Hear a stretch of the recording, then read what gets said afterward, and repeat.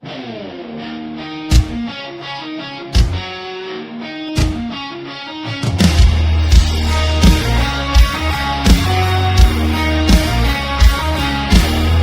the world starts spinning fast, I pause and take my stand. Coffee in hand, I lace up truth with heaven's battle plan. No fear, no doubt, I suit up strong, his armor fits just right. I'm walking tall, I'm prayed up now, I'm ready for the fight.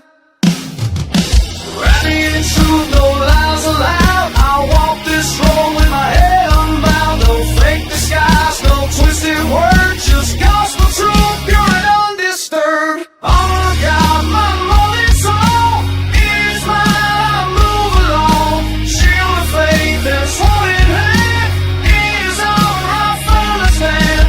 Truth on my ways, peace on my feet, victory is mine, I won't retreat.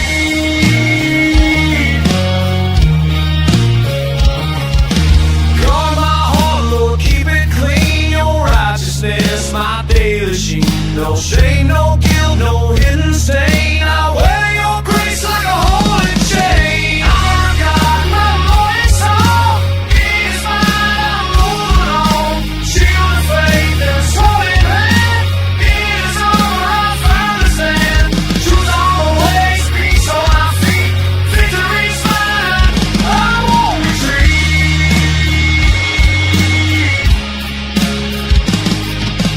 Blue slates hot with peace I bring, good news echoes when I sing. I step with calm through storm and flame, each stride I take I lift your name. Our God, my morning song is mine, I move along. Shield of faith and sword in hand, is our firm stand. Truth on my ways, peace on my feet, victory's mine, I won't retreat.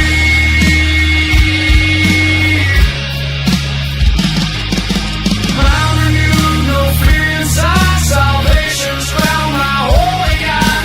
Thoughts align with heaven's view, I see the world through what is true. Our God, my morning song is mine, I move along. Shield of faith and sword in hand, is our firm stand.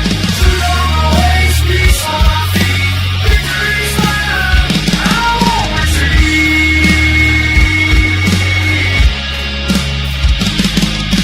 Word in hand, I speak with fire, sharper than steel, it lifts me high. No weapon formed can take me down. I fight with faith, I wear the crown. Our God, my morning song is mine, I move along. Shield of faith and sword in hand, is our firm stand. Truth on my ways, peace on my feet, victory's mine, I won't retreat.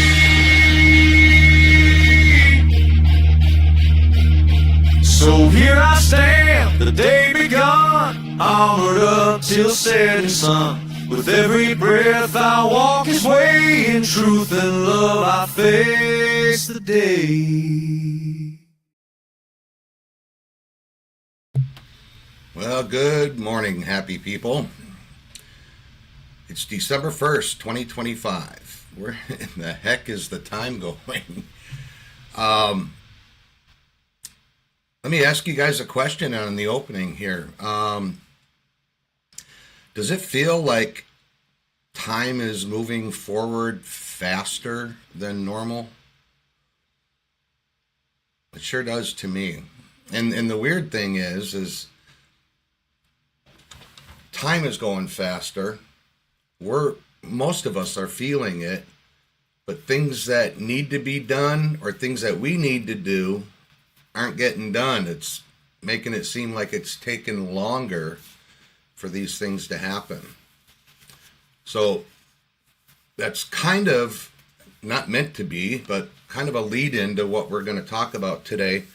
It's going to go a little longer today than I normally go because I've got quite a bit to go through.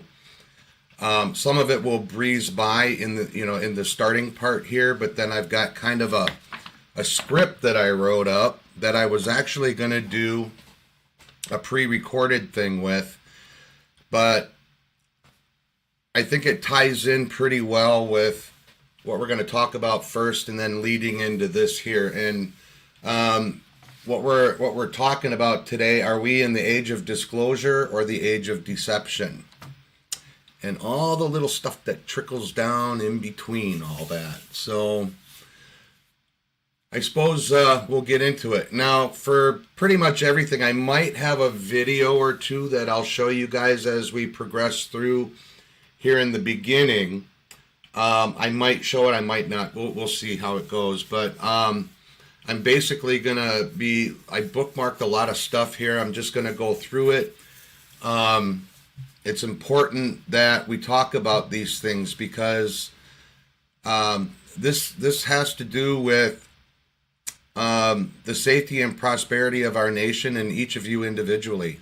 There's going to be some really important things that I'm going to cover right here at the very beginning, and then some interesting things as we get into part 2 and so on and so forth. So first off, I'm going to just set this up here to make sure that I have the chats showing as I go through this. I won't be able to, unfortunately, see the YouTube chat while this is up, but I will be able to see the Rumble and the BitChute chat. And yes, I am live streaming to BitChute today. I think I got it figured out. I am going to take a quick pop over there and just take a peek before we get going, just to make sure that it's actually going. Right now it says it's at 0, like 00 for time. So let me just see if it's actually live streaming. And the BitChute chat. Yeah. Okay. So and yes, I am live streaming. We are live streaming over there. Okay. So here's what we got going on. All right. So I bookmarked some of this stuff here. As you all are aware, during the last administration's reign, I guess you want to call it, it was treason for 4 years. We lived through 4 years of treason, everybody. The main thing, and this is why they fought so hard in President Trump's first term about putting up the border wall. And then when Biden came in, after a few months, apparently they started selling parts off the wall that were already up, so they could have some of their travel zones opened up so people could walk straight in and across. And then the other materials that were sitting there waiting to be put up were also sold off. So what's been going on, from the numbers that we're hearing, it's in the realm of about 2 million people came across during that 4-year period illegally. And of those, we're finding out that there could be anywhere from 10,000 up to 100,000, a combination of Middle Eastern radical Islamists and members of cartels from south of the Texas border, Mexico, Nicaragua, all those places. And I guess there's Colombia and Venezuela. We've been talking about all these people for quite a while. So this here just came out. This was from the other day. I didn't stream over the weekend because it was a holiday. If any other time, if there was important information come across, I would put up I would go and put up a short stream, or at least record it and put it up. So this here is coming out from the skiff. So apparently there was another Afghan national that was just arrested days after the National Guard shooting that happened there in Washington, and we lost one of our female National Guards people. Prayers out to her family. So this Afghan national entered our country with our own government's knowledge under Operation Allies Welcome. Now, we're finding out that a lot of these people that came in under this program, okay, think back all the way to Afghanistan and how we left Afghanistan. That was the worst travesty. We had 13 of our own people killed during that, and a number of Afghanis that were already vetted to come over here. Okay, these were people that were vetted. So what ends up happening now is we get a lot of unvetted people and people that they say that worked with the CIA and with other, with other government agencies as like translators, and some of these were people that were trained by to a certain point with some of our special forces, but more so the CIA trained them, because a lot of the ex-CIA are former special ops, and they have some pretty high training.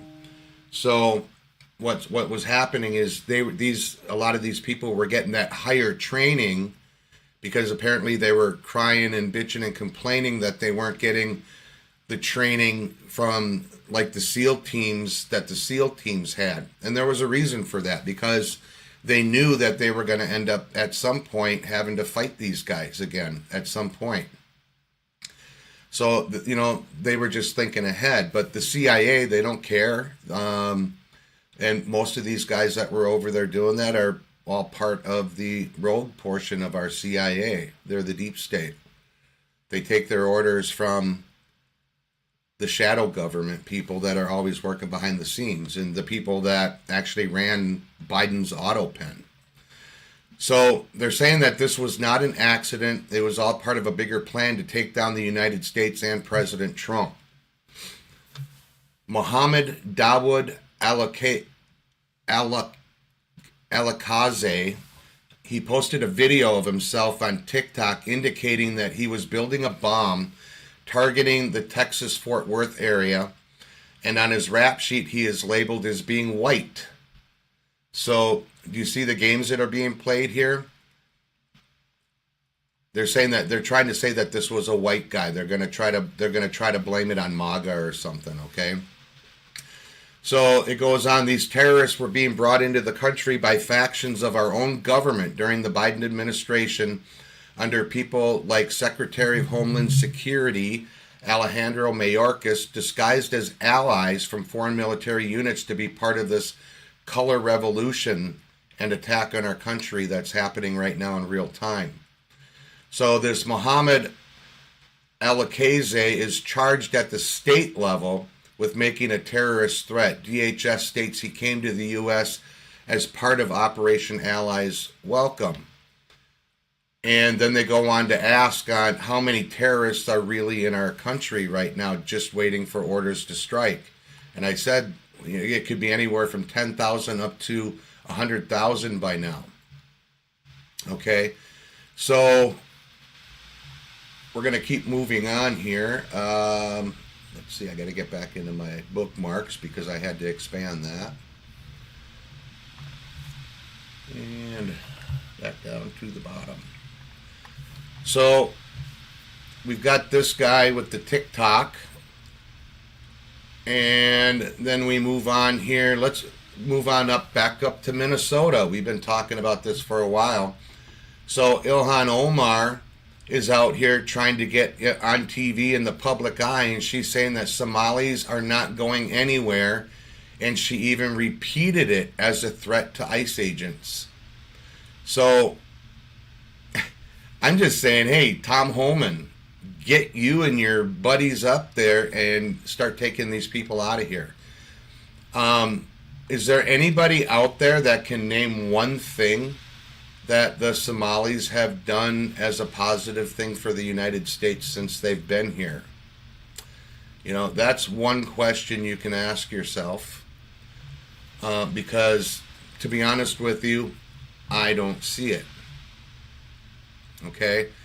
So, General Flynn actually posted out there as well. I'm going to go into this here and read this because Like I said, I've been on the fence about General Flynn for a while, but he's actually putting out some pretty good stuff. But I think that President Trump knows what's going on, and I don't think that Flynn has to remind him. But like most of us, if we're out there on True Social and we're out there on X, we're always tagging certain people in, and I'm very fond of tagging in our Department of Justice and our FBI. So anyway, General Flynn is saying that the greatest threat that we face is from within, and we're seeing that because we all know about the Seditious Six. I just did last week a video on that, and we're finding out even some more things about these Seditious Six. For example, Senator Mark Kelly has stock and part ownership of a balloon company, a spy balloon company with China, and apparently before he ran for his senator position, they kind of hid that into kind of a little hidden area so nobody would find out about it. But like with everything, if you look hard enough, you're going to find it. But General Flynn is saying that right now, from running military-style regime change and color revolution operations on U.S. soil and on our own president to helping steal elections and execute assassinations on our own people. So we've had multiple assassination attempts on President Trump. We know of 3 of them because that's what they allowed to go into the news. But in his first term, from what I understand, he had like 32 or 33 attempts on his life. So anyway, General Flynn goes on to say it's time to do what JFK wanted to do and splinter the CIA into 1,000 pieces and scatter it into the winds. I agree with him wholeheartedly on that, and I think it needs to be done. All right, moving on.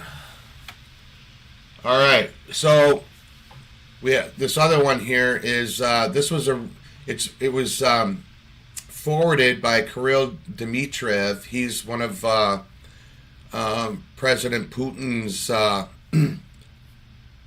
like top crew, one of his top guys, and he's definitely MAGA, believe it or not. But he reposted something by Svetlana Lokova talking about how Tony Blinken organized the 2020 Biden laptop CIA interference letter. Bill Burns is next to him in this picture. So there's a picture here. Basically, let me just pop it up for you real quick. These are the people that they're saying are part of the... I'm trying to see if I can find it here. There we go. That these are the people that... Let me blow it up a little bit. We're part of the auto pen. Okay, so these are all the people that were involved in being part of the auto pen, but they're missing 2 people. They're missing Barack Obama and Michelle Obama, because we know for a fact that they were also involved with that. All right, so let me boogie back out of there, go back to my ugly mug. All right. Also, before I get too far ahead, as you all noticed, I skipped the ads this morning because it's about 4 minutes at least of ads, maybe 4.5, and I have a lot to cover today. So if you would, couple things, hit that like button, share this out. If you haven't already, please subscribe, and comments, comments down in the comments section, not just in chat. Throw the comments down there because that helps with the algorithms. I'm trying to build up these channels so we can get some more views, guys, and I need your help. I can't do it without you. So anything go ahead and leave comments, and I read all the comments, and I try to respond to all of them. You can criticize me on what I'm putting out. I take all criticism as kindly as it can be taken.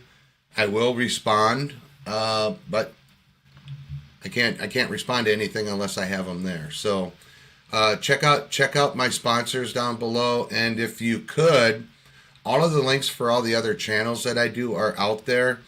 It's important that you subscribe to them too, because most importantly, if I get taken down on YouTube, then basically I will be going to Rumble and BitChute primarily only. So right now I'm trying to just get a kind of a view on where I'm getting the most activity. And to be honest with you, Rumble and BitChute are the two that I'm getting the most activity on, even though I have 2,780 subscribers on my YouTube channel. So I think YouTube is still doing some flaky stuff to me. So let's move on. I don't like the way that they set up these bookmarks, because I can't get back to them quick enough, and I can never get back to my placeholder. All right, so next in line, again, we're talking about the invasion that's coming, or that's already here. It's funny that they never seek asylum in any of the other 50 plus Islamic states and countries. It's like when they openly admit planning to conquer and destroy the West, they mean it. And they're coming here. And Gnosis Wolf posted a video out of an imam talking about how they're going to take over the United States basically by repopulating. They're at the point right now where they don't have to have any more people come in illegally. They're just they're basically going to do it like bunnies and repopulate and take over the United States. Okay, so their whole plan is to convert every American to Islam. Okay, I'm sure you're all aware of that.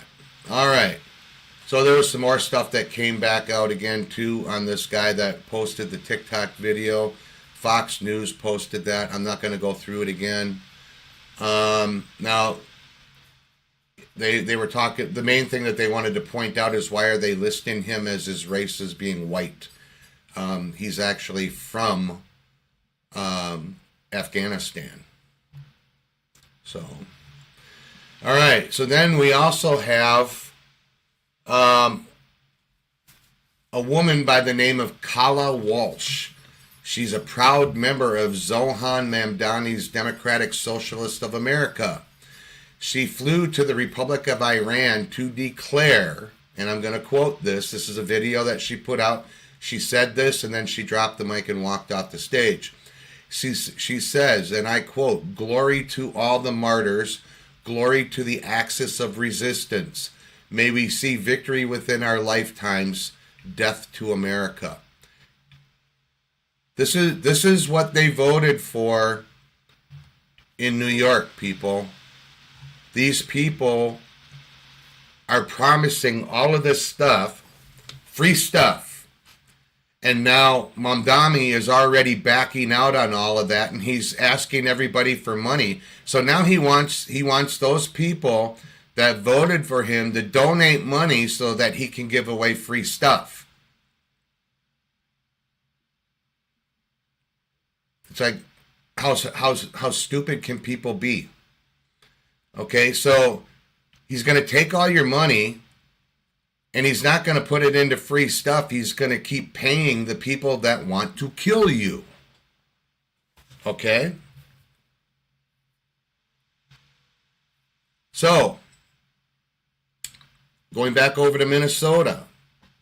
We've got a list of 75 Minnesotans charged so far in connection to the massive $1 billion plus feeding our culture Somalian fraud scheme that unfolded under Tim Walz. I have the whole list here. I'm going to save that. And then coming out here from NBC News, they're showing here that Tim Walz is also running cover and he's doing this on NBC, on Meet the Press, running cover for the Somalis who stole billions of taxpayer dollars in Minnesota, much of which was funneled to terrorists, the Al-Shabaab. And then he comes back and he says, don't demonize an entire community, it's lazy. No, but we are, Tim. We're going to demonize the whole entire community because all of these people here are getting nothing but shit for free and they're not contributing to anything here. They are not assimilating. They need to go. Tom Homan, DHS and ICE need to go to Minneapolis. I think we need to get a few airlines, maybe snag up on a couple of those airlines that were flying all these people into the country from South America, get them loaded back up on those planes and fly them back to their country of origin and drop them off and leave them there. We can't have it. We can't have it. So we got to tell Tampon Tim that the race card no longer works. They got to go back. The whole Islamophobia tag doesn't work. It's not Islamophobia, people. We don't fear Islam. We just know what Islam wants to do to us. And that's all there is to it. If they want to scream and cry and say, oh, you're being racist. No, I'm not being racist. Sharia law is not compatible with the Constitution of the United States. No ifs, ands, or buts, nothing else to say about it. So then I'm giving a shout out here to Real Robert. We follow each other over on X. And he reposted some stuff here from Fox News. I'm not going to play it because there's enough here just that I can read off to you because I don't want this to go extremely long, but it is going to be longer. So he's talking about a conspiracy theory. No more. Here is Secretary of Homeland Security, Kristi Noem. She says the Biden-Harris regime awarded over 9 million illegal aliens Social Security numbers, including 9,000 who were on the terrorist watch list. Remember I said that there were somewhere between 10 and 100,000 of them here? Well, some of them that were coming here are out and out in the open getting their benefits. The others are probably being told that they need to be kept under cover. You know, you got to go hide and get into your sleeper cell and don't be seen. So in the other, we've also got the Director of National Intelligence, Tulsi Gabbard, coming out and saying declassified documents confirm that the Biden-Harris regime placed law-abiding American citizens on terror watch lists for speaking out against the Biden-Harris regime. So they were putting, and Tulsi was one of them. She was actually put on a no-fly list, believe it or not. Okay? So, yes, how does this happen? Election month, November 2020. The U.S. Congress certified a terrorist organization on January 6th. Let that sink in. So we just have to remember this is all part of all of this stuff that's coming out. Okay, and it's to wake people up, to make them aware that this is what we're going through, and you haven't seen the worst yet, people. We're going to lose cities, whole cities. They're going to become war zones. That's not a threat. That's not a promise. That's just common knowledge. New York is going to be gone. Austin, Texas is going to be gone. They'll come back. We'll get them back. But they're not going to look anything like they do right now. Well, they're not going to look anything like they did in 2016, 2017. Okay? So, let's see. Moving on. More stuff with Minnesota. Did you know that Tim Walz changed the Minnesota flag, the state flag, so that it looks exactly like a third world failed state shithole like Somalia? And then they turn around on top of it, and he gave a driver's license to every single illegal in the state who asked for one. We don't even know how many there are yet. So he allowed and covered up the theft and fraud of millions in taxpayer dollars so these Somali parasites could wire it straight back to their Al-Shabaab in their own shithole country. So Al-Shabaab has taken up shop in Somalia. That's where they're doing their training. So I'm kind of thinking maybe we should take and send Taliban Tim back to Somalia when we deport Ilhan and all of her people. Let him live in a paradise that he clearly loves so much. And hopefully they won't practice female genital mutilation on him. I had to get that in there. I'm sorry. So the other cool thing is this post that came out from the Minnesota Department of Human Services employees accusing Tim Walz of covering up massive fraud has 22 plus million views. So I think Tim Walz is screwed. He needs to resign now, and he needs to go into hiding. So I'm going to go ahead and read this. It's not too awfully long, but it's some good information. And this, again, is coming from the Minnesota Department of Human Service employees from Minnesota DHS. So they're saying Tim Walz is 100% responsible for massive fraud in Minnesota. We let Tim Walz know of fraud early on, hoping for a partnership in stopping fraud, but no, we got the opposite response. Tim Walz systematically retaliated against whistleblowers using monitoring, threats, repression, and did his best to discredit fraud reports. Instead of partnership, we got the full weight of retaliation by Tim Walz, certain DFL members, and an indifferent mainstream media. It's scary, isolating, and left us wondering who we can turn to. In addition to retaliating against whistleblowers, Tim Walz disempowered the Office of the Legislative Auditor, allowing agencies to disregard their audit findings and guidance. Media and politicians supporting Tim Walz or the DFL agenda attacked whistleblowers who were trying to raise red flags on fraudulent activities. This is a cascade of systematic failures leading up to Tim Walz. Agency leaders appointed by Tim Walz willfully disregard rules and laws to keep fraud reports quiet, even to the extent of threatening families of whistleblowers. Crazy. It's like mafia type shit. These same leaders are not qualified for their jobs, instead getting leadership jobs via Tim Walz's friendship, so state government were left floundering. DFL lawmakers refused to acknowledge fraud and deflected any serious conversation to stop fraud. Biased mainstream media such as WCCO and NPR showed absolutely zero interest in covering fraud happening in our own state. Programs, especially in behavioral health and disability services, were built without any guardrails against fraud, all in an attempt to extract more funding from legislature and the federal government. As staff, we firsthand witnessed and observed fraud happening, yet we were shut down, reassigned, and told to keep quiet. Sometimes more. Leadership did not want to appear to discriminate against certain communities and were unwilling to take action such as stopping fraud that would have an adverse impact on their image. To date, no single agency leader has been held responsible for their role in the fraud, whether it's Shireen Gandhi, Jess Gale, Jody Harpstead, Natasha Mers, Eric Grumdahl, or others.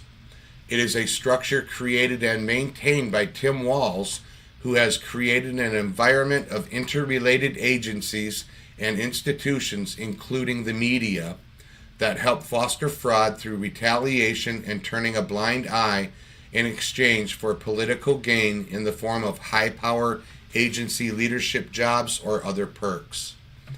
Fundamentally, Tim Walz is dishonest, lacks ethics and integrity, has poor leadership abilities, and has never taken any accountability for his role in fraud. Instead, Tim Walz deflects by blaming national politics for his own failings and distracts the public with, inveterate lying. These lies include his reference of a budget surplus under his tenure, Fact is, Minnesota never had a surplus. We had been given federal ARPA funds that were conflated as surplus money. Otherwise, we'd be in a deficit. And those ARPA funds, which were meant to be temporary funds, were used to create more leadership positions for Tim Walz's buddies. As such, we can't fight fraud in Minnesota alone, hence why we're appealing to the federal levels of government. We need all the help we can get as Tim Walz's agency leaders have upped their brazen approach in covering up their knowledge of fraud. We are grateful to numerous solid politicians, especially the Fraud Committee and media outlets who are trying to halt fraud. We are also grateful to other whistleblowers who are bravely stepping up. Thank you, New York Times, for bringing the plight of Minnesota to the national stage.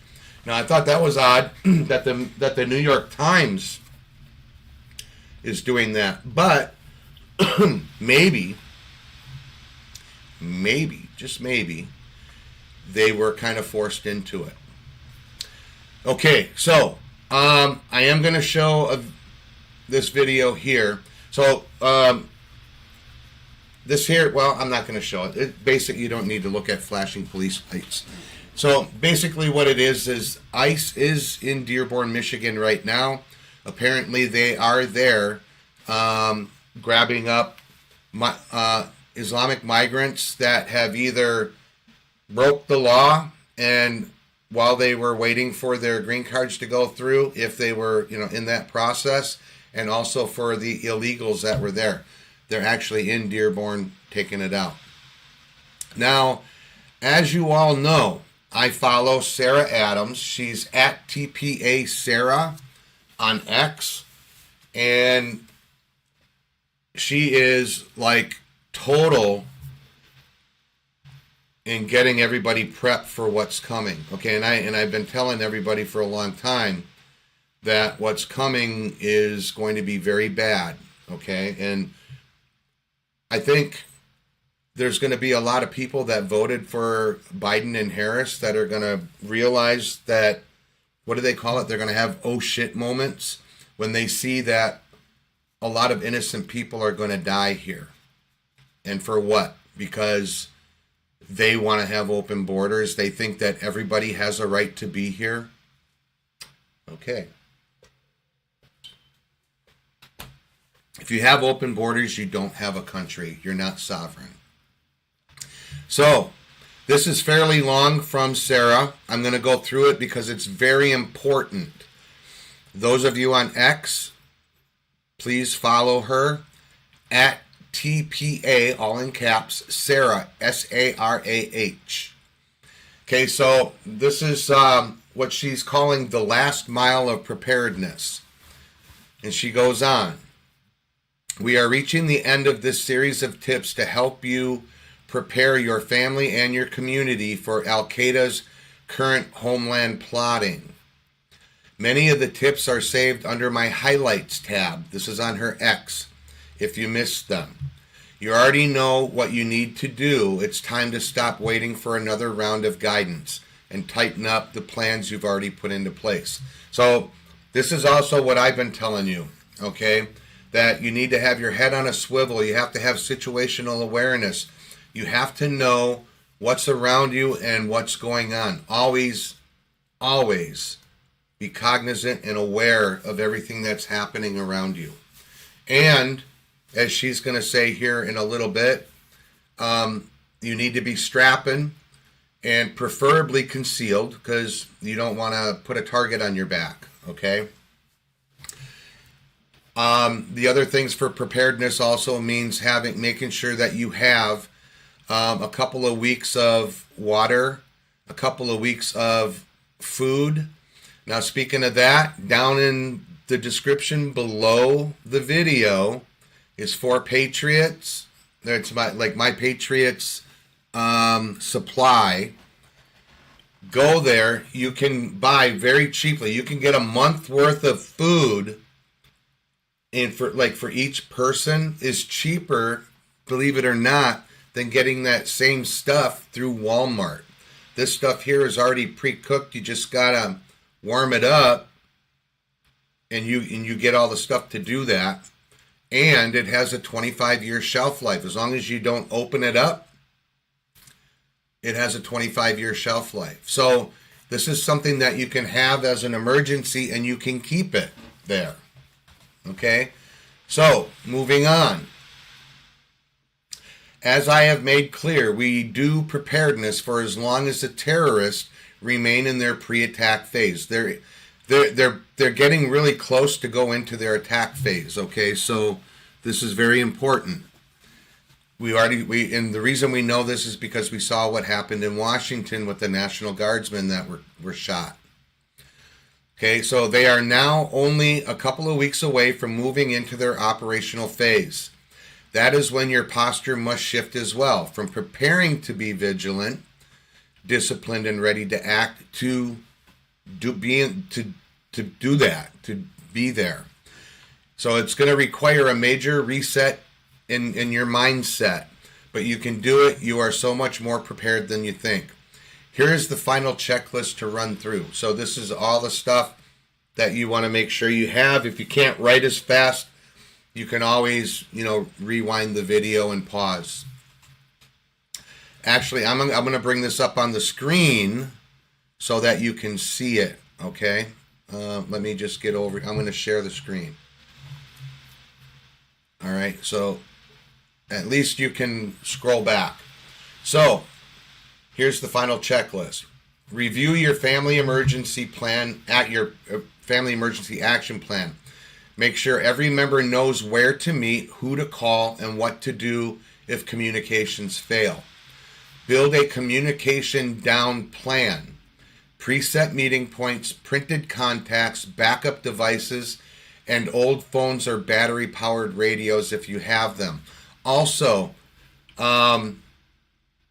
if you can, get these get them charged. If you have battery backups that you can use to recharge your phones and run your radios off of, again, you can get this stuff if you go down into the description and MyPatriotSupply. They've got everything from cell phone rechargers where you can recharge multiple cell phones and small devices like tablets and things like that, even laptops. You can recharge them, and they all run off of solar power. So they can recharge off solar power, or you can charge them in your outlet at home if you do have electricity. Okay? The other thing that I would advise that you have are power inverters that you can plug into what we used to call the cigarette lighter in your vehicle, because then the power inverter gives you one or two plugs that you can plug in these chargers and recharge them while you're driving your vehicle. Okay, so you want to update all emergency contacts on paper and in your devices.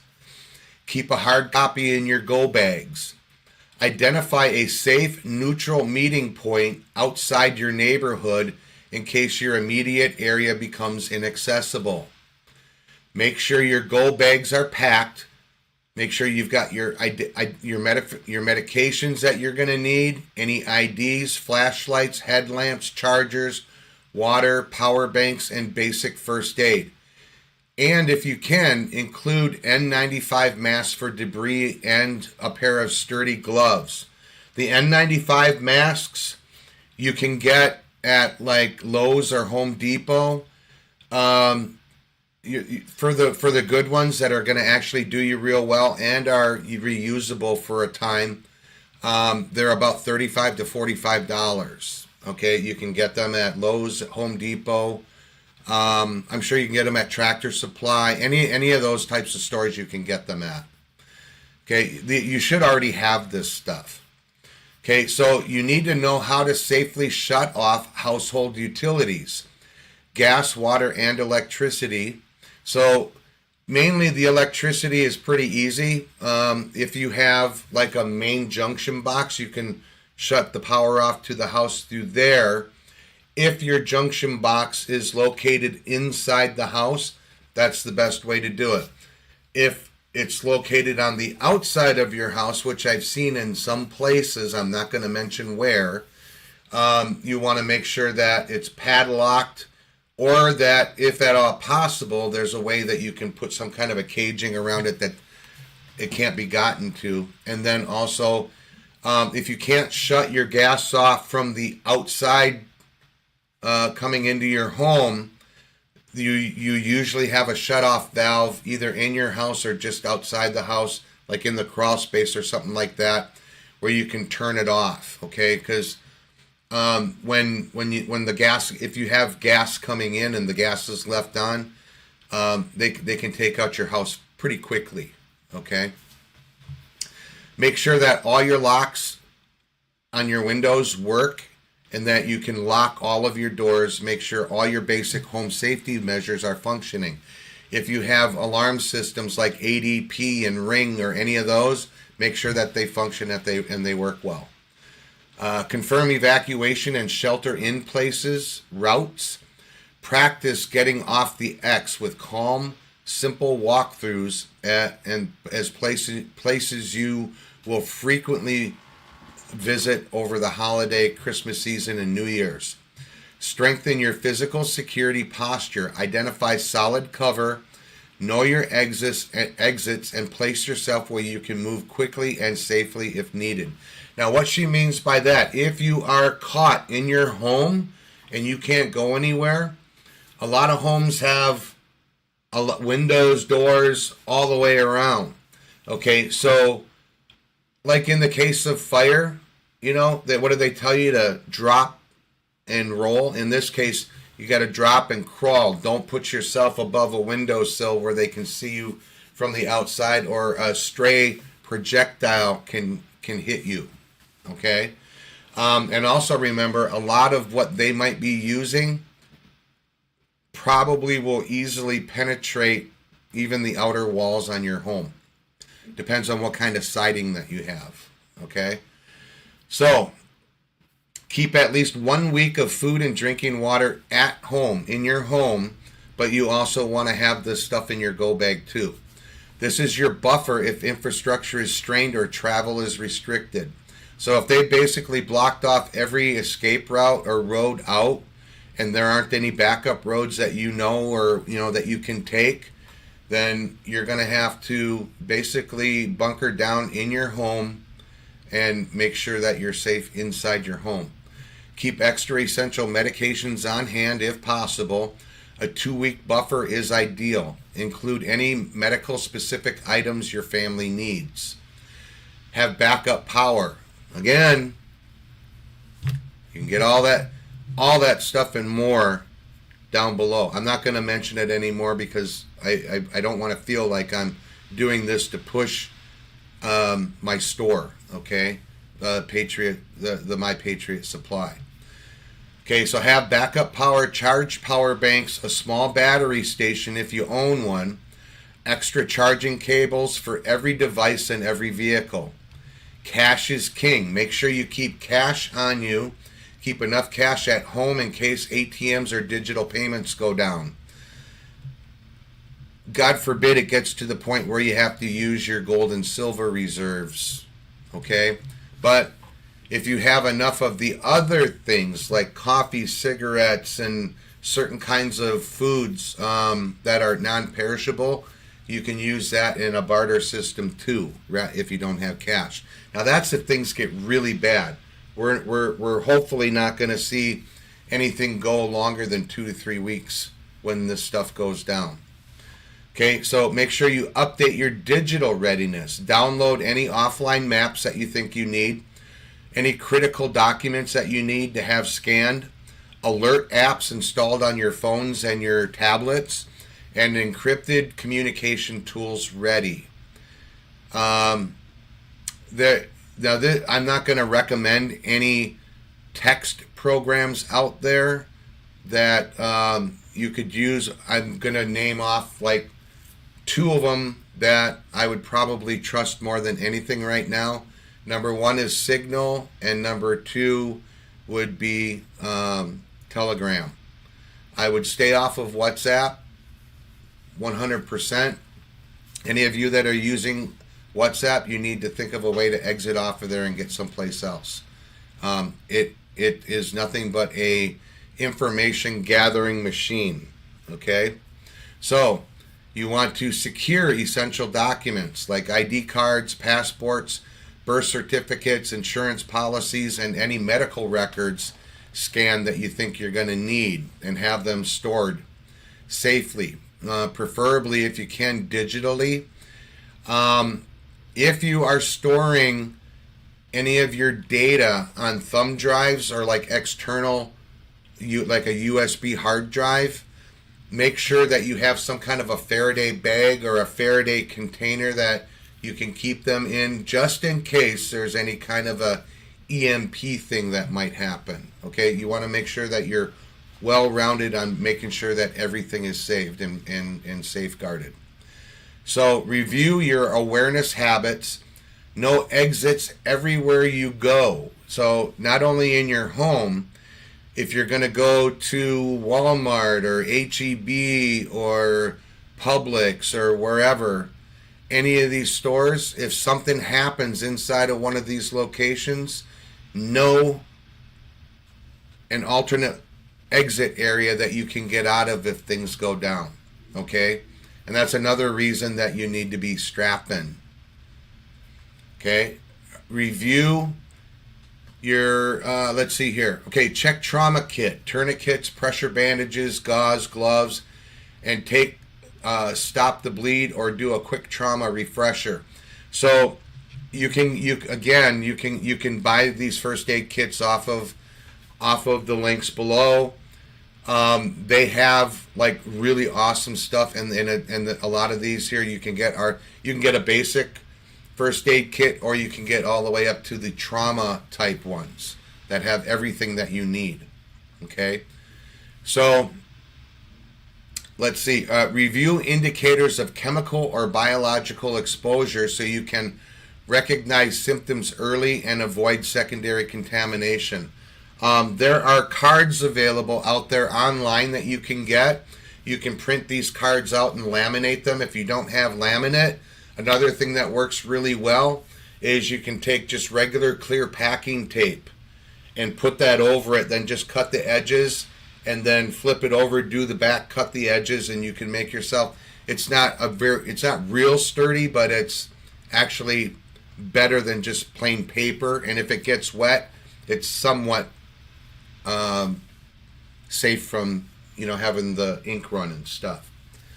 Assume any explosion could contain caustic components.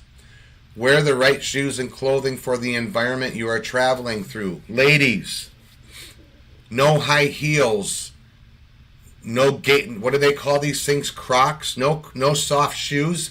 If you're gonna wear a soft shoe, you could wear like a full tennis shoe. Leather, a full leather tennis shoe is best. But you want to make sure that you've got a good solid bottom, something that you'll be able to run in. And they even have nowadays some very, very good boots that you can actually run in without getting shin splints.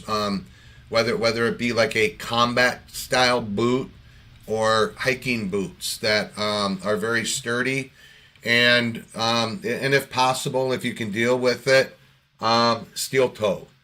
Okay. So if you end up in a ground stop, you may have to evacuate on foot. Be ready to do that safely. Keep backup walking shoes in your car or at work. And what they mean by walking shoes are like a hiking boot or something like that. Hopefully they're broke in, or you got the kind that don't take much to break in. I have Skechers. They're kind of in the mid-range as far as price goes. They're pretty sturdy, and they're comfortable. They got good cushioning. They've got good grip for traversing in pretty much any kind of terrain. That's just my preference, and I also do have some regular like military style boots as well. All right, so keep a small, what she quotes as stuck away from home kit in your work bag, purse, which would include water, snacks, charger, flashlight, and basic first aid. I have that kind of stuff on my kit that I wear. I actually have a like a web gear kit that I have all of my first aid stuff on, and even some like quick food stuff like some energy bars, and I also have the powder that I can add to bottled water for like rehydrating and things like that. So keep an emergency kit in every vehicle, especially any vehicle that you plan to use on a bug out. So you want to have water, blanket, or jacket. Now on the blankets, you know, if all you've got are like comforters or blankets from in your home, that's cool. But a lot of the emergency first aid kits, the better ones, also include these emergency blankets that work really well. So you want to make sure you have something like that. So again, flashlights, charger, roadside reflectors or flares, and both a basic first aid kit and a trauma kit. The reason she says that is because the basic first aid, if you get a cut, a scratch, or something like that, you can just put a Band-Aid on it, and then you don't have to break your trauma kit open. Usually you want to keep your trauma kit intact for in case you actually have to use it. Okay? Know at least 2 hospitals and 2 urgent care centers near your home, workplace, or your children's school. Okay, if those are inaccessible, again, you go out to the next location out. And again, a lot of these places in the bigger cities, those are going to be some of the first places that are hit. So if you know of any clinics or anything like that, even a vet clinic, if it's out off the beaten path a little bit, those are also places you could go, because a lot of the medications and the bandages and all that stuff they have there, you can also use on humans. Okay. So if you rely on medical devices, know your power backup options. So if you're like on a heart monitor, if you're on a CPAP or anything like that, that was another reason that I suggested you have a power inverter that you can plug into your vehicle that will help you for charging while you have use of your vehicle. Okay, and then also these smaller generators that are actually somewhat portable. They will fit pretty good if you have a good backpack. Some of these backup chargers, they're no bigger than the bottom square of your backpack, and you want to go ahead and pack something like that in a backpack in like your go bag. Okay, so practice calm communication lines. Be clear, direct, reassuring use clear, direct, and reassuring language that keeps everyone focused, especially children. Use quick text codes within your family. Have a plan with your community network, neighbors, co-workers, and friends who can support each other if systems fail. Okay, have transportation contingencies, alternate routes, backup options, and awareness of choke points.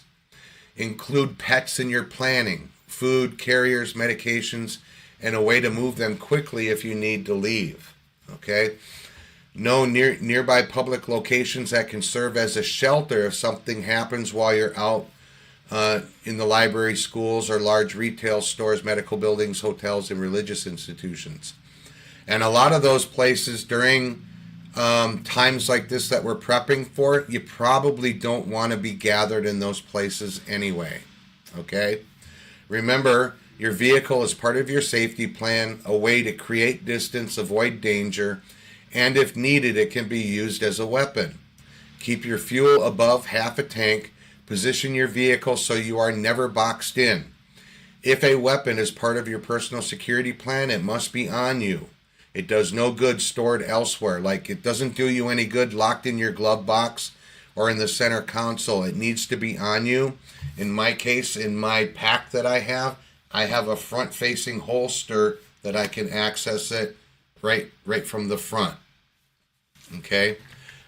Carry it responsibly and preferably concealed and low profile. If I'm wearing my vest, there's probably no need to be low profile anymore, because we're probably exchanging pew-pews, okay? So if in a responder role, consider protective equipment such as level 4 body armor and ballistic helmets. These are not tactical accessories. They are life-saving tools that buy time, create options, and allow you to stay in the fight long enough to get yourself and others to safety.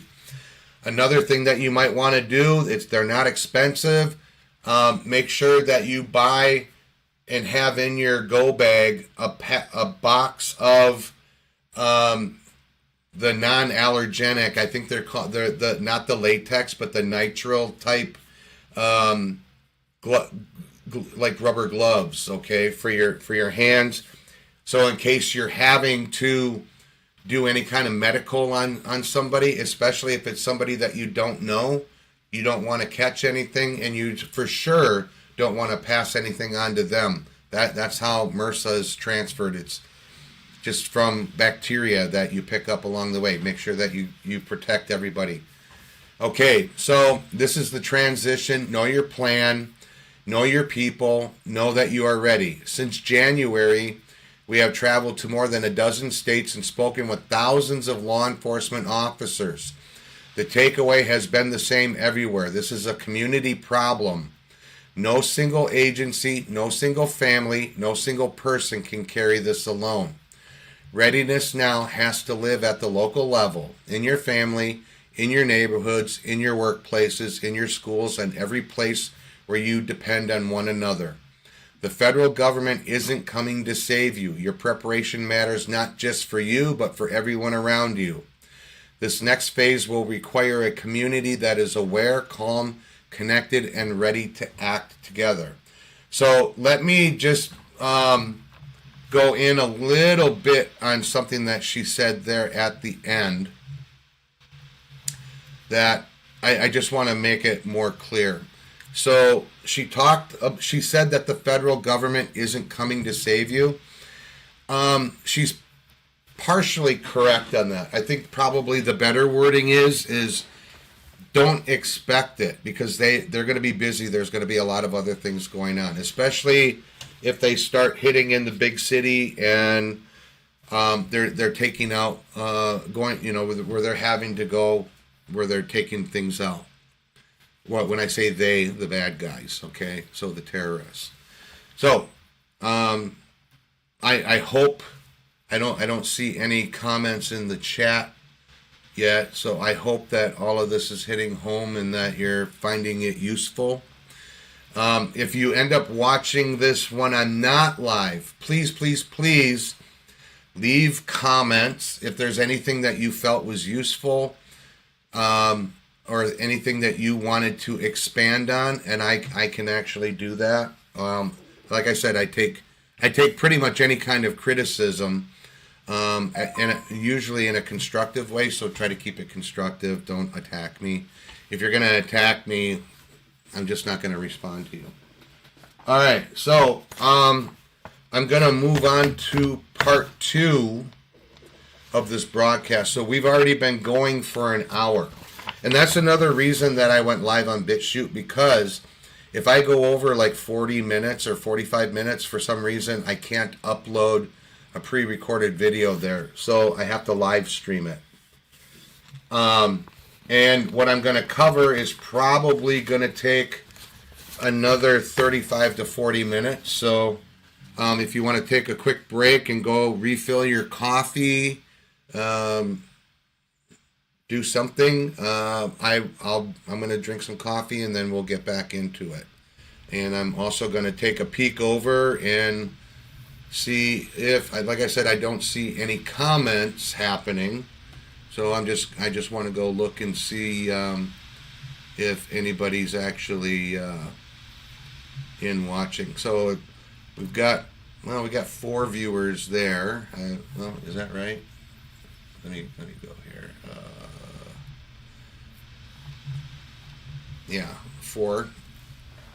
So if you're out there on YouTube, throw something in chat. Come on, I don't care who you are. Just throw me something. Let me know that you're picking up what I'm throwing down. Okay. All right, now let's go take a peek over on Rumble. All right, so it looks like we've got quite a few more on Rumble watching. Guys, I have chat open. Throw me something in chat. Let me know if you're getting what I'm putting out here. Also, if you have any comments, please comment. All right, and one more quick check, and then I am going to get into it, and we're gonna hit part 2. And yes, and we have people that are watching us live over on BitChute. So we've got quite a few people watching. I've got to spread out. I think my stream seems to be running pretty well. I'm not showing any error messages locally, so I hope it's not getting any lag or anything for you guys over there. So what I'm going to cover next is where I'm actually going to get into the disclosure or deception stuff. All right. Now I'm going to be transparent here. I was originally going to do this as its own standalone, like a kind of like a pre-recorded thing. But when I do pre-records, I have to put a lot more work into it. And as you all know me, I like to do things on the fly. I'm kind of raw, I don't have everything all prettied up. I mean, what you see there on the screen is what you get. But I hope that you all understand that I am trying to put out information that, number one, is truthful, number two, that is useful to you and will help you, and number three, for those other people over there that still haven't woke up yet, maybe one of them will see this and they can start kind of putting the pieces of the puzzle together. All right, so moving on. I'm going to try to get through this fairly quick. Like I said, I am watching the chats. I can actually see now the YouTube chat, the Rumble chat, and the BitChute chat on this screen. Also, real quick, everybody, before I get into part 2, a couple things. Please, prayers out for one of our team members, Qbot. She has a family member that is suffering from cancer, and she needs prayers. Everybody, please say a prayer for the family member. I don't know the name, so you can just say just pray for Qbot's family and anybody that's suffering from cancer. It would really do them well. The other thing is I had kind of a crazy weekend, and then I'm finding out that my soon-to-be father-in-law is very sick. When he was at work the other day, apparently he had a coughing spell, and he passed out, hit his head, and he was unconscious. They had to call an ambulance. He was back awake and everything by the time the ambulance got there. They checked him out. They sent him home, and with orders to go see a doctor, they put him on sick leave. He went to the doctors this morning, Ukraine time, and he has been diagnosed with 2 things. He has severe lung issues. From the way I understand it, it's like COPD, and his liver is failing. He's got what they think is stage 4 sclerosis of the liver. So he's admitted into the hospital right now. He's on a drip, and he's got some medications, and it looks like he'll be in the hospital for a month. So prayers for my future father-in-law and for my family who's having to deal with this. All right, thank you for that. Now let me get on with the rest here. I won't keep you waiting. So as I said, this was originally going to go on lifting the veil, and it was going to be an uploaded, premiered video rather, but I'm going to do it live. So today we're going to dive into one of the most pressing questions of our time. Okay, are we living in the age of disclosure, where governments finally admit the truth about UFOs and non-human entities? and I'm also talking about the supernatural, or the age of deception, where narratives are carefully managed to mislead us. Okay, I think we've been in the age of deception for a long time, because everything that I covered on the first half, we were all deceived into thinking that that these people coming across the borders and that were let into our country wouldn't cause us any harm. And now we're finding out that that wasn't true, and that it was actually a plot. So moving on. Okay. Some are arguing that what we're seeing is not extraterrestrial. Okay. So like these UFOs, UAPs, and these non-human entities that they're talking about, that they're not from outer space, that they're actually interdimensional. Okay, and so like going back to, and I'm going to hit on Roswell here in a minute, I just want to mention something. So all the way back to Roswell, and even slightly prior, when we supposedly had these UFO crashes, there's people out there saying that these were gifted to us so that way we could have them, study them, back engineer them, and start making our own stuff. So let me posit this to you to think about until we get to the end, or maybe you can throw something in the comments. If we know about what it originally came out as the Ryan Teledyne 3. It's what they call a Teledyne Ryan 3D, the TR3D. It's the triangle, the black triangle that a lot of people are seeing. Okay, if we know about that, then what else is out there that we don't know about? Think back to New Jersey and the drones. Okay, how much of that was related to all of this secret military tech? Okay, so I'm going to go into some of the historical context here just to refresh everybody. So Roswell, 1947, the crash that ignited modern UFO lore, officially dismissed as a weather balloon, but eyewitnesses claimed otherwise. Strange debris, unusual materials, and even non-human bodies, what we call non-human entities, NHIs, became the foundation of UFO culture. So we're going to fast forward to 2004. Okay, so what recently came out in the last couple of years was the Tic Tac video. Okay, so this was 2004 when the first Tic Tac encounter happened.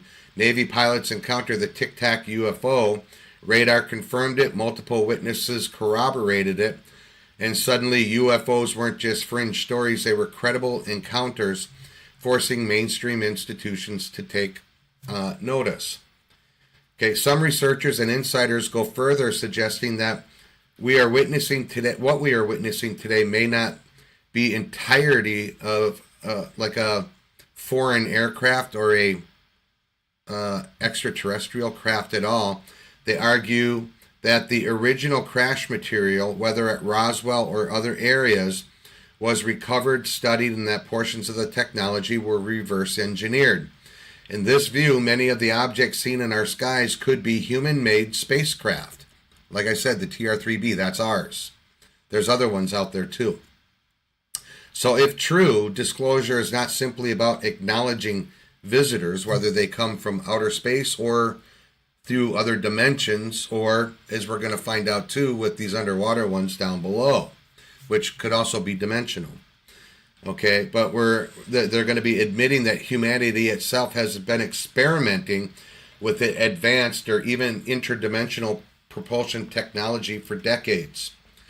One of the other things that I wanted to mention here that more recently came out in reference to like these Tic Tac videos, I don't know if I grabbed it, or I might have. I grab everything, but I don't have access to it right now, and I'm not going to dig for it.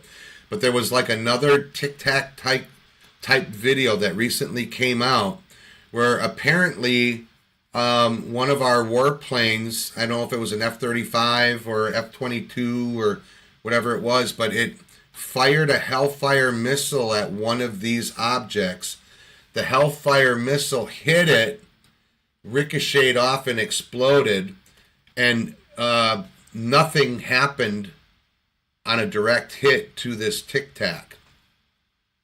So what we see on this, if you go back and look at the Tic Tac video, you see the solid object in the middle, and it's got a halo around it. That halo is apparently some kind of, it's not, I don't know, you could probably call it a force field, I don't know, but it's whatever it is, it keeps anything from penetrating it. I don't know if it's because it's like changing the time space around that vehicle or what's going on with it, but it's interesting that the Hellfire hit it, exploded, and the pieces ricocheted off, and there was no damage to the Tic Tac. All right, so now recently we have a documentary coming out called Age of Disclosure. Let me get a drink quick.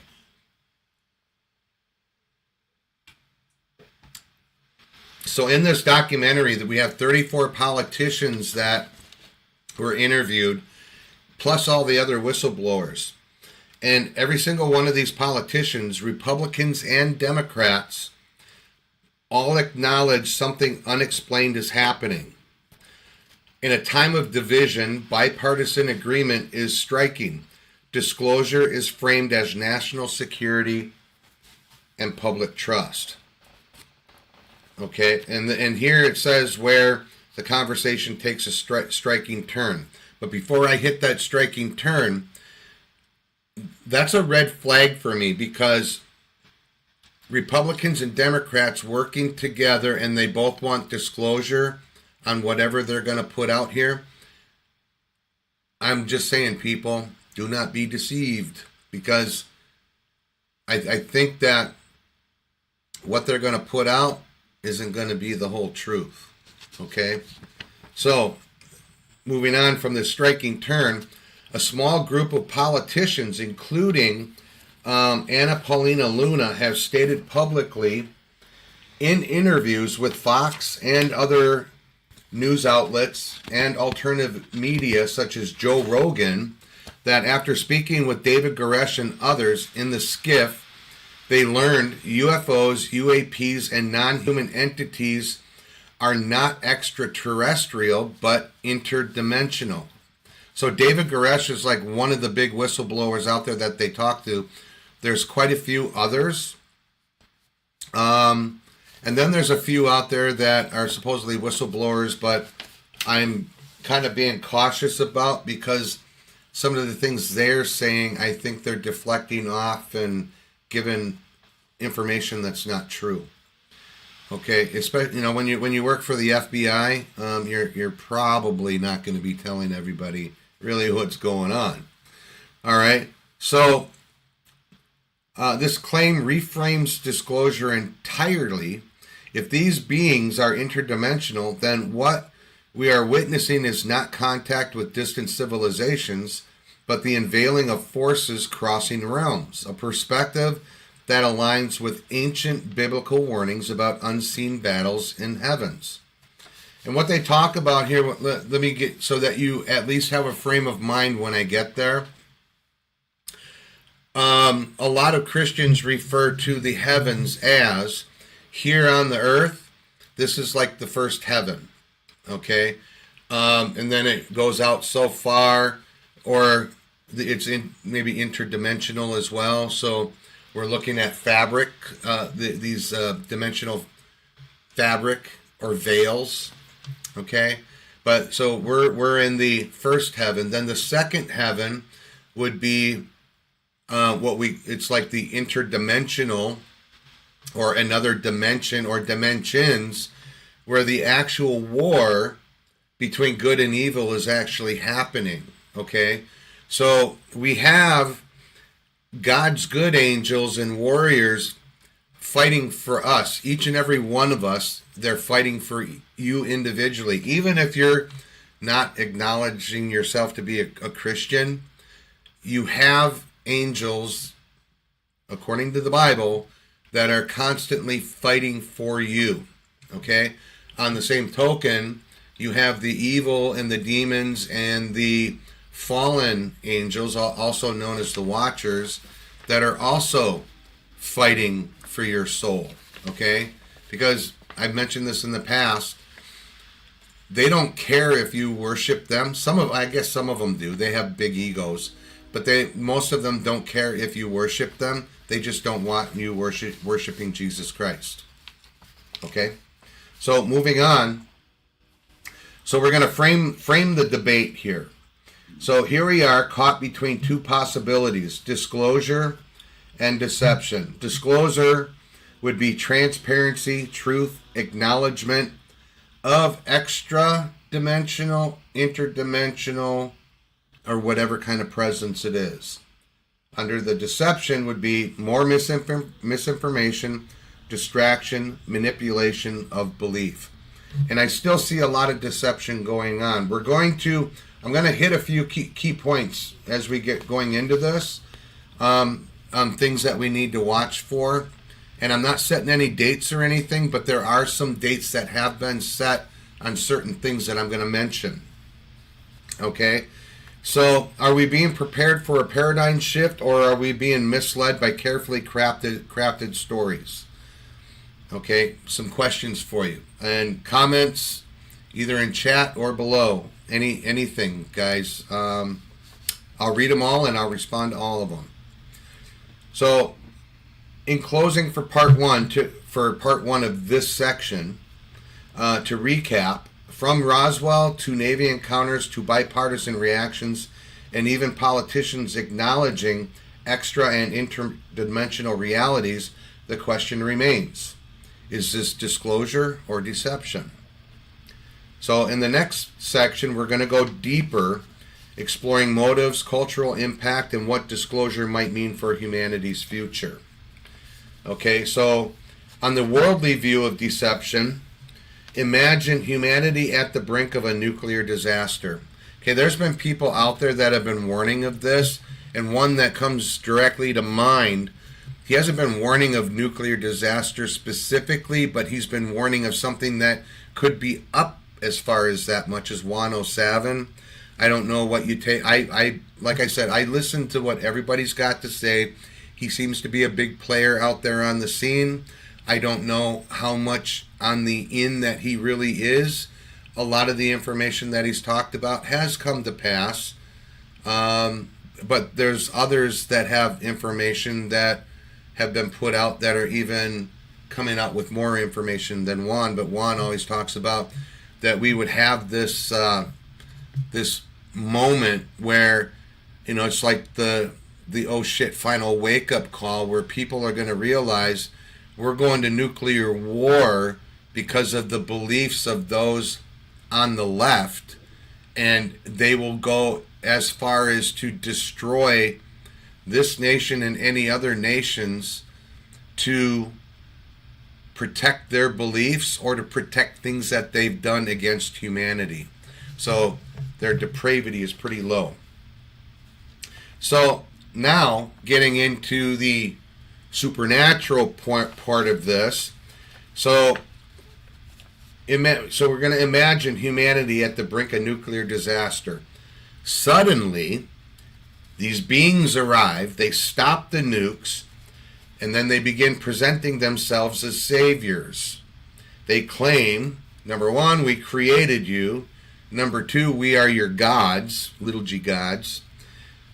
We bring unity. In other words, they're going to bring a one world religion, and we bring order, a single global currency. So everybody will fall under the same laws, money, and religion. Okay, they identify themselves as beings of light, but instead, and then what'll happen is you're going to see suddenly all these people disappear, and they're going to play that off as we had a rapture. Okay. So this also brings up another side to that. I can't remember exactly where I saw the video. It might have been somebody that David Nino Rodriguez had on as a guest.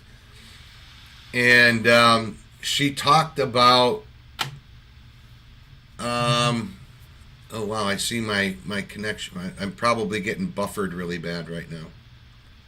Give it a minute.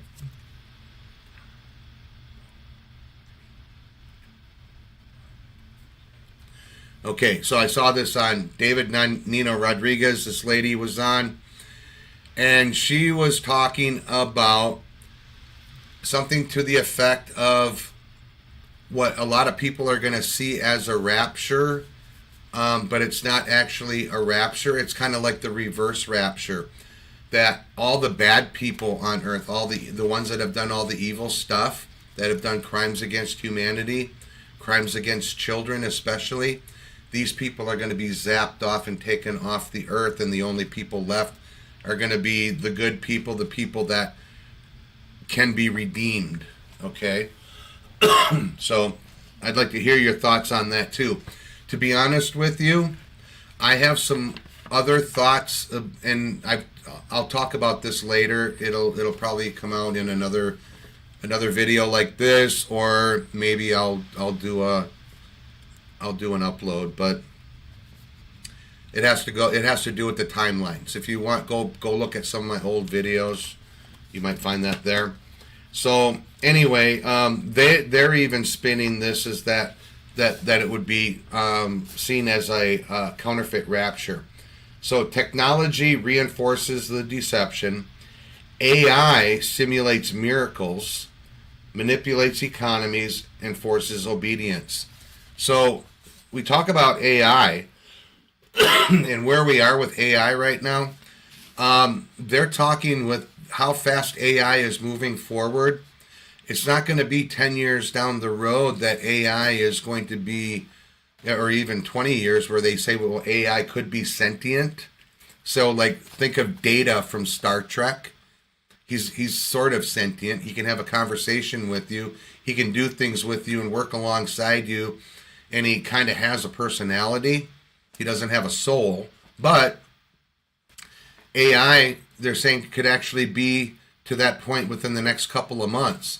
If you go out and look at some of the robots that have been made now, that they look like human form. They have a head, 2 arms, 2 legs, a torso, body, and some of the things that these robots can do, they could kick our ass right now if somebody wanted them to. Okay? So just that what may look like salvation could be control. And remember, even politicians like Anna Paulina Luna have acknowledged these entities are interdimensional.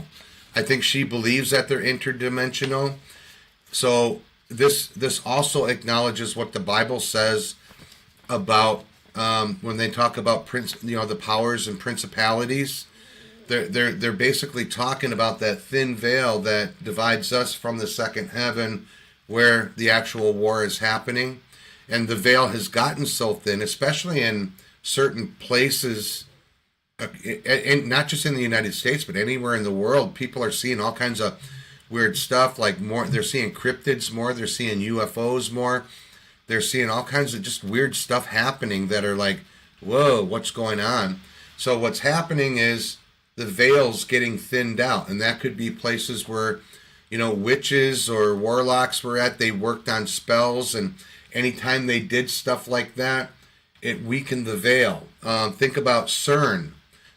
Think about we've got 2 of them. We've got Oak Ridge in Tennessee, and we've got, I don't remember the name of the one in Chicago, but below Chicago is another one. There's another one a little bit further out west. Apparently China is building one that's going to be even bigger than the original CERN. And the things that they do, they talk about opening portals. Well, basically what these portals are is they're thinning the veil and open it up so things can come through onto our side, or we could send things back. Okay, so that's kind of what we're seeing, and that's why we're seeing an uptick in this stuff now, is because the veil is thinning. All right, so I'm gonna quickly go over some of the biblical views on the deception. Just some scriptures. Matthew 24:24 says, false Christs and false prophets will rise and show great signs and wonders to deceive, if possible, even the elect. Okay, so some of the things that we look for. Now, we've already been seeing all the UFOs, UAPs. People are seeing these entities. What do they call it? The Bigfoot, Sasquatch, Sabe, increased, Dogman. We've seen these things that are known as white crawlers. There are people that are saying that they've seen these Andromedans or Palladians. In other words, like the tall whites. The tall whites are supposedly the Palladians, but they're actually shapeshifters, and they're from down there. They're from the other dimension, and they're not good. Okay. So then we go to Ephesians 6:12. For we wrestle not against flesh and blood, but against principalities, against powers, against rulers of the darkness of this world, against spiritual wickedness in high places. Okay, and that's kind of I've been talking about that pretty much every week. So this is the bridge to what we Christians call the second heaven. I just talked about that, where the actual war is taking place. The Bible doesn't just warn of deception, it describes a war raging in unseen realms. Daniel 10 describes angelic conflict in the heavens. Revelation 12 speaks of war between Michael and the dragon. These passages remind us that deception is only one tactic. The deeper reality is a cosmic battle spilling into our world. So in other words, because of the thinning of the veil in certain places, these things are coming through to our side. Okay, so in closing for section 2 of part 2 of today's show, deception is powerful, but Scripture reveals the deeper reality. A spiritual war that transcends politics and technology. So in section 3, we're going to explore how culture and politics show evidence of this veil thinning, preparing us to understand what the actual second heaven is. So, some of the signs that we see in our society of the thinning of the veil and that spiritual battle coming over to our side. So as the veil thins, spiritual battles manifest in our world. What some call ideology or extremism, Christians recognize as oppression and possession. The cultural chaos we see is not random. It's evidence of war bleeding through dimensions. So on X and on True Social, in video, we're all doing it. We're making fun of what we call Karens, okay? And it's not just the women. You know, I call no offense to like the real Karens, the good Karens, and the real Garys, the good Garys, but we call them Karen and Garys. Well, at least the men I've been calling Garys for a while. I didn't coin that, I don't think. But these people totally lose it when Trump is brought up. They suffer from major TDS, Trump derangement syndrome. Okay, and I also would call it MDS, MAGA derangement syndrome, because anytime they see a person that is flaunting that they're MAGA, wearing the red hat, wearing a shirt, if they have just wearing a shirt that's got an American flag on it, that triggers them. They go completely crazy, bonkers, ballistic. They scream, they attack, they just do crazy stuff. And now, in not all cases, I wouldn't say that they're demon possessed, but I think they're demon oppressed. They basically become a marionette, and this thing is kind of playing their strings. Okay, they're not actually in them, getting them to do things. However, that does happen quite a bit. And we probably have, as far as possessions go, they'll behave a little bit better. They always out themselves, but you're going to see that more in basically the higher-ups in our community, people in government, leaders of certain companies, that kind of thing. Though the leaders of community are the ones that are probably possessed, more or less. They could be oppressed as well. All right, so when politicians begin to describe UFOs as interdimensional, it reflects how the spiritual war is bleeding into cultural and political arenas. What was once dismissed as fringe is now openly discussed. So we're seeing this. They openly discuss this stuff on the news. They're having hearings about it, and it's being televised. And now you don't see, people like me come out and other people coming out and they talk about UFOs, UAPs, and even Sasquatch, Sabe Bigfoot, Dogman, white crawlers, certain aliens. We're not being labeled as a conspiracy theorist anymore. They probably go like, yeah, you're onto something, but we really don't know what it is. There's no proof. Well, there's lots of proof. Okay, for example, there is now actual proof out there. We have DNA on what a Sasquatch is. Okay, I covered that already. I'm not going to go into it, but I will say, human and bear. An extinct bear 10 to 15,000 years ago. The human female DNA goes back to Egypt about 2,000 to 10,000 years ago. And then the matriarchal is unknown. Okay, that's all I'll say on that. So this is going to prepare us for the next section, where we'll explore the second heaven directly, the realm where good and evil clash and where the true nature of disclosure and deception is revealed. I need a drink before we hit that.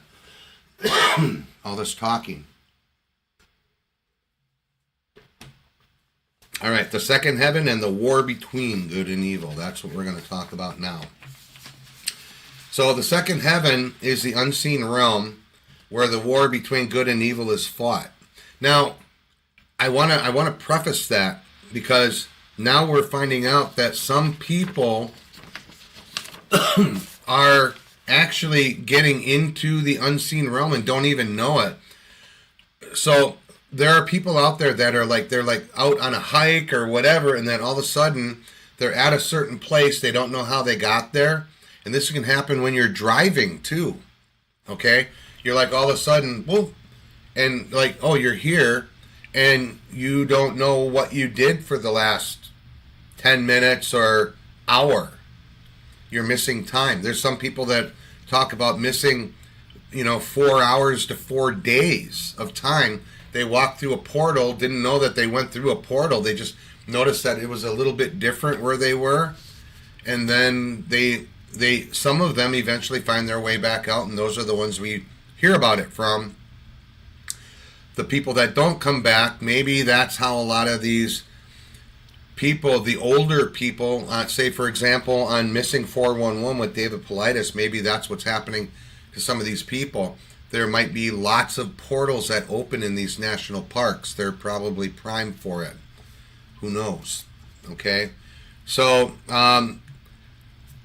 what I wanted to say though about this unseen realm and these portals, it's not a deception, it's reality, because as we've been seeing, the veil is thinning and we see this war bleeding into our own dimension. So that's why we're having clashes between people, and that's why we've been trying to tell people, and remind them that this is not a fight between good and evil. It's a fight and a war against the powers and the principalities who are these demons that they're basically in charge of certain areas. Okay, so they have regions that they're in charge of. If you want to go deeper into that, a good place to watch would be Tony Merkel on the Confessionals. And if you can do a search for his videos where he talks either about portals or talks about Lilith, because she's one of the principalities. She's a demon that's in charge of a certain region. They'll go in and they'll explain that to you. Okay, so as I said, it's not a deception, it's reality, because the veil's thinning. We see this war bleeding into our own dimension, the first heaven. Political conflict, cultural upheaval, even technological shifts. These are not merely human struggles, but manifestations of spiritual warfare. Remember Anna Paulina Luna's statement, these entities are interdimensional. For Christians, this is confirmed of what Scripture has always taught. The second heaven is real, and the war between good and evil is being revealed. So this is why Scripture commands us to put on the armor of God. See, whether we like it or not, these veils are going to bust wide open, and things are going to come through that are going to cause men's hearts to fail. Things are going to happen, and it's going to get bad. Okay, so we're not talking about just the terrorist stuff that's going to pop up, but some of that is related because a lot of those people that are doing this, in my opinion, these people are oppressed and they're being controlled by evil, like evil spirits or by demons, and even by some of the watchers. So we have to fight the flesh to flesh, because who is going to take the time and what they used to call an exorcism, but we call it a deliverance now? Who's going to take the time to do a deliverance on a radical Islamist that's trying to fire off a suicide bomb on you? Okay, so as I said, Scripture commands us to put on the armor of God. Ephesians 6:11, put on the whole armor of God that you may be able to stand against the wiles of the devil. Ephesians 6:13, therefore take up the whole armor of God that you may be able to withstand in the evil day, and having done all, to stand. And what they mean by to stand there, to win over evil, to prosper. Okay, some more biblical, the armor is a spiritual protection for a war that is interdimensional, fought in the second heaven, but felt here in the first, and quite often bleeds through. Okay, this means truth as our belt, righteousness as our breastplate, faith as our shield, and prayer as our lifeline. 2 Corinthians 11:14 warns, Satan himself masquerades as an angel of light. What appears as disclosure may be deception. What appears as progress may be oppression. The battle is interdimensional, and we are called to stand firm. As the veil thins, discernment becomes more critical than ever. The war in the second heaven is bleeding into the first, and what we see as cultural or political battles may in fact be spiritual skirmishes. I hope that makes sense to you guys. Yet hope remains. God's promises are eternal, and His truth is unchanging. So we have some hope for the last days. Okay, Acts 2:17 declares, in the last days, God says, I will pour out my Spirit on all people. Your sons and daughters will prophesy. Your young men will see visions. Your old men will dream dreams. And I have something to tell you in reference to that from just this morning, about half an hour before I started the live stream.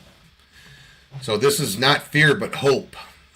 God's Spirit will be poured out across generations, equipping us with prophecy, visions, and dreams to guide us. This promise is for everyone. Sons and daughters will prophesy. Young men will see visions. Old men are going to dream dreams. It's a picture of unity, strength, and renewal across all ages. So as we lift the veil on disclosure and deception, let's also lift our eyes to the promise of renewal. Okay? We lift our eyes to Jesus Christ. So here's my challenge to you. Reflect on the scriptures we've shared today. Pray for discernment so you can recognize truth from deception. Share your visions, dreams, and testimonies with others, because your voice may be the encouragement someone else needs. Stay rooted in faith, knowing that God's Spirit is alive and moving even now. Together we can face the future not with fear but with faith, not with despair but with hope.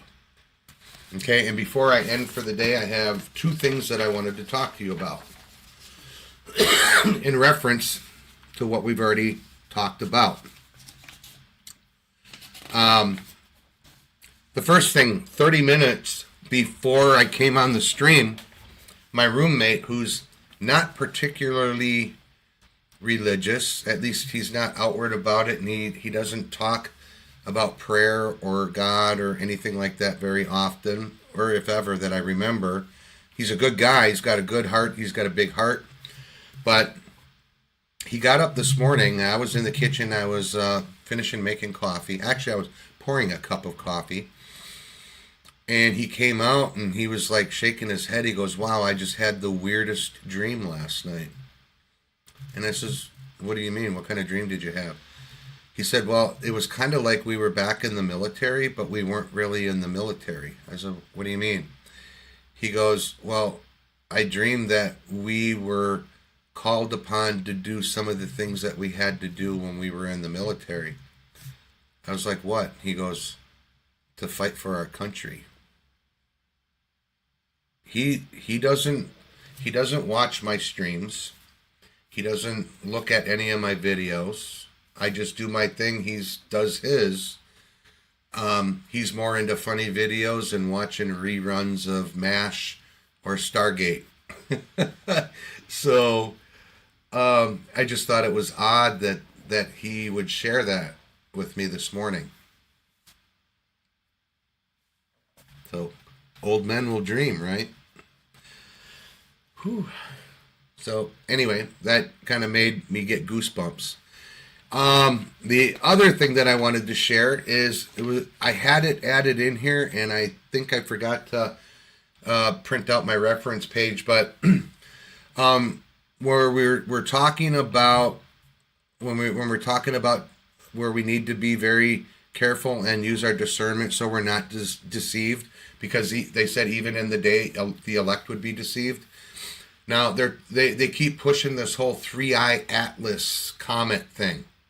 Okay, today's December 1st. We have 18 days left until 3-eye atlas is in its closest proximity to Earth.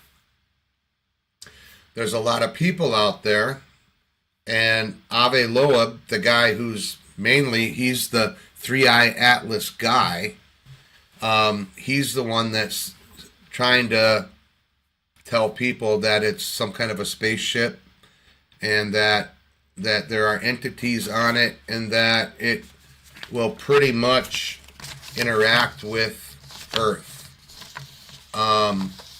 In what way, he doesn't really say. There are other people out there that are speculating. There are some people out there trying to prophesize and say that they think that there are extraterrestrial entities that are on 3-eye atlas, which is actually a spaceship, that are here to keep us from going to war and destroying the Earth by nuclear destruction, and that they're here to help us get to the next dimension. I don't believe it for a minute. I don't believe that a spaceship is God or Jesus Christ, because God doesn't need a spaceship to get here to be with us. He's omnipresent. He's everywhere at once and every time. So he doesn't need to take a spaceship to get here to us. When Jesus comes back, we're going to see him coming, and we're going to know it's him. So let not your hearts be troubled, and do not be deceived. Help each other out, people. All right. An hour and 50 minutes so far. I'm going to go ahead and end, but I'm going to end with the intro song, The Armor of God, and then we'll end the show for today. And then I will see you all back tomorrow for a regular 45-minute to an hour show. Take care. God bless every single one of you out there on the other side of this screen.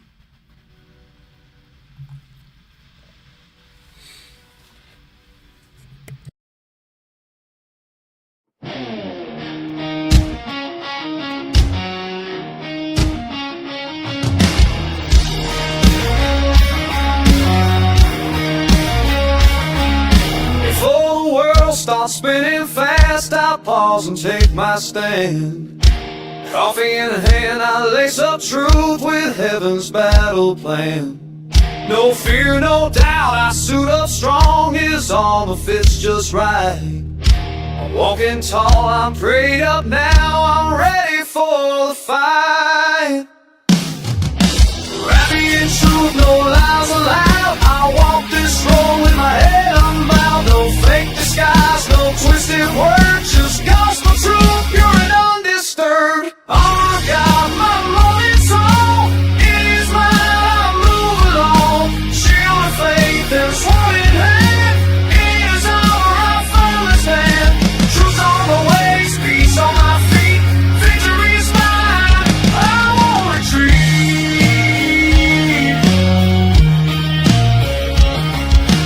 Guard my heart, Lord, keep it clean, your righteousness, my daily sheen. No shame, no guilt, no hidden stain, I wear your grace like a holy chain. Honor God, my morning song, it is mine, I move along. Shield of faith and sword in hand, it is armor, I firmly stand. Truth on the ways, peace on my feet, victory's mine, I won't retreat.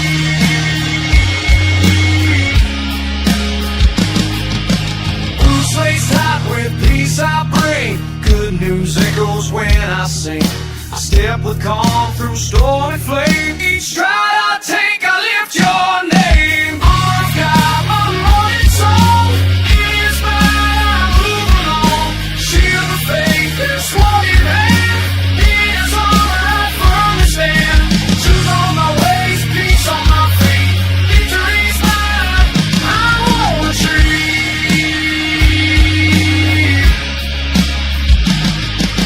I'm renewed, no fear inside, salvation's crown, my holy guide. Thoughts align with heaven's view, I see the world through what is true. Honor God, my morning song, it is mine, I move along. Shield of faith and sword in hand, it is armor, I firmly stand. Truth on my ways, peace on my feet, victory's mine, I won't retreat.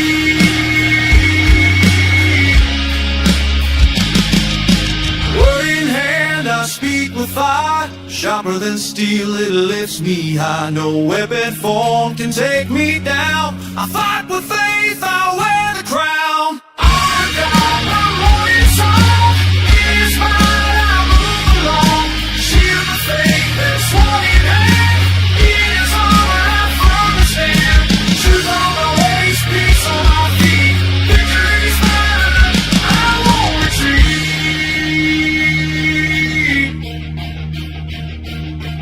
So here I stand, the day begun, armored up till setting sun. With every breath I walk his way, in truth and love I face the day.